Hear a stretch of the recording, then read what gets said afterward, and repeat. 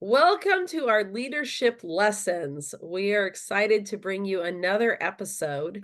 And today we are going to be talking about today's priorities to determine whether we stand or fall in our daily agenda. Each of us has the opportunity to make our daily agenda either help us or hinder us. So, I've asked my colleagues to join me today to share their own insights on how they have seen their priorities change, determining on their daily agenda. All right, Joyce, we'll go with you first. Wonderful. Thank you, Ruth. Can you hear me okay? Yeah. I'm Joyce McMurrin, and welcome to our leadership lesson for this week.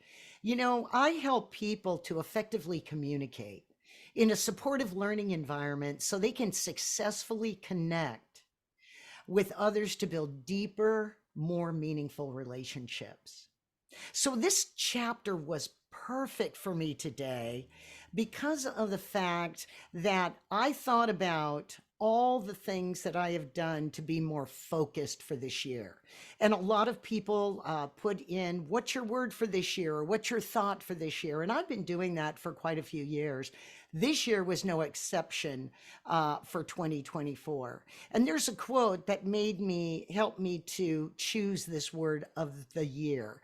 And it was by William James. And the quote is, the art of being wise is the art of knowing what to overlook. Let me say that again.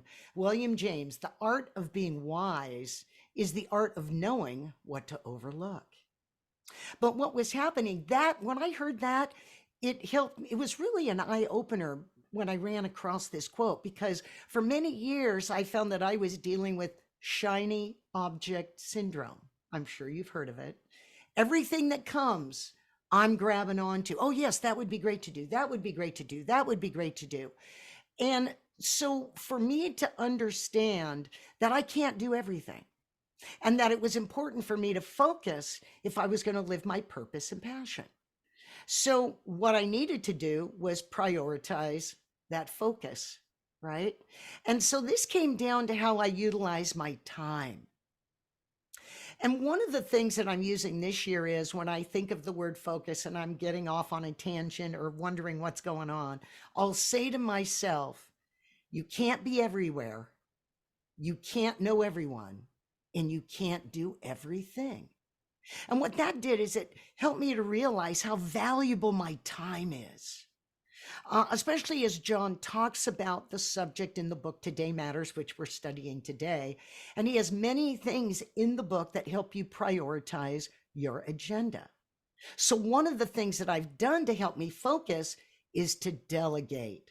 I'm on a lot of projects, I'm in a bunch of different organizations, and this helped me to really build my team, create an environment of learning, help me to not be overwhelmed by all the things that need to be done, and to build the bench in our project management team. So it was very, very important for me to understand how my time is being used. We only have so much time, each of us, and we hear about it all the time at the beginning of the year. But for this factor, I am going with focus. You can't be everywhere, you can't know everyone, and you can't do everything. Back to you, Ruth. All right, Eric, why don't you go ahead and share? Fantastic. Thank you, Ruth. And that was great, Joyce. For me, I wanted to talk about time blocking. So, in your time or daily agenda and your prioritization as a leader, you've got a lot going on, a lot of competing interests, a lot of distractions. There's just a lot that can get in the way.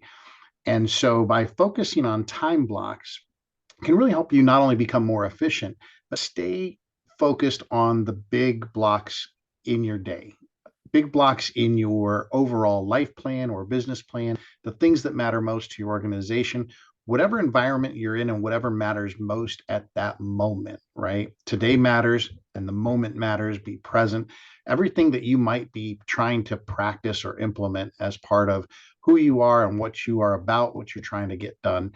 And so time blocking really allows you to do that. You can't be two places at once, and studies and research and everything you've probably been reading as a leader have tried to at least hint, if not super reinforce, that you can't even really multitask well. You can try, but it's really a lie. So one thing at a time. And so if you really identify, okay, if I can only get one thing done today, and I'm going to give myself the first part of the day to do that. Maybe that's the first 2 hours of your day. Maybe that's the first 3 hours you get in. And from 9 to 12 o'clock, you're really only going to focus on the one most important thing for your day. And if you get that done, great. Well, you might have 8 things on your list. Well, now it's time to move into time block number 2. And maybe you give yourself the next 90 minutes to get that done. And maybe if you are fortunate enough, you can get one more big block done. Now, that doesn't mean that other small items on your list that you have to get done aren't getting done, or that you aren't paying attention to the other things that come up in your day. You might be reading, whether it's 4X disciplines, or atomic habits, whatever those things are that, again, you're trying to put into place or into practice. You might be reading how you can get through the whirlwind of life, the whirlwind of work. The phone's ringing, people are knocking on the door, whatever that is. So those things are going to happen. But if you can focus time block number 1, whatever that time period looks like for you, if you're fortunate enough to get to number 2 or number 3, great. Get as far down the list as you can, and then readjust for the next day. If you're lucky, most of us were probably only accomplishing 1 or 2, maybe, big things in our day, and the whirlwind takes over from there. But you got to be intentional about it. So time blocking will really help you get that done. Yeah. Thank you, Eric. All right, Kevin. Good evening. Hello, everyone. Thank you for this opportunity. Just going to talk a little bit, in large part, about excellence. And I think John Maxwell has been quoted perhaps in the same book that Joyce mentioned a moment ago, Today Matters, that excellence is simply doing the right things right in that aspects. And for me, it's been about doing the right thing at the right time for the right reason. And the right time is always right now. But in my younger days, I found myself, to Eric's point on multitasking, doing too many things. A marriage, a family, involved in 7 or 8 different part-time, full-time functions and jobs. And really, when I reflect back, it was truly the U2 song, Still Haven't Found What I'm Looking For, without even knowing I was looking for something in its motion, so to speak. Around 2002, I had an opportunity to become plant manager of a electronics manufacturing plant. And from that role, my growth and opportunity for excellence, and clearly understanding it wasn't getting to a finish line with a goal, it was success by moving forward. Whether all goals were accomplished, I eliminated thoughts on New Year's resolutions and put together with my team in that example opportunities for us to truly stretch. Obviously, 2002 is right after the 9/11 attacks in the country. The economy is changing. Automotive makers have went to 0% interest to keep customers and keep sales going. But yet, my experience with that team at that plant that year, we set a corporate record for profitability. And it's not about the numbers, but it was how the team came together, and we were able to keep the focus that Joyce pointed to. We were able to eliminate the multitasking and truly schedule our priorities versus prioritizing our schedule, which helped me as an individual clearly understand that what I had been doing previously was diluting, so to speak, my life and potential opportunities. So I take that away of the value of today's priorities, whether today is focused on family, whether today is focused on trying to figure out how to structure a Zoom background, as I've struggled with earlier today, as the 3 of you know very well. But it's about simply being intentional and getting to the point to where you've taken a step forward. So thank you for this opportunity. Once again, it's always a pleasure. You are fantastic. You're awesome.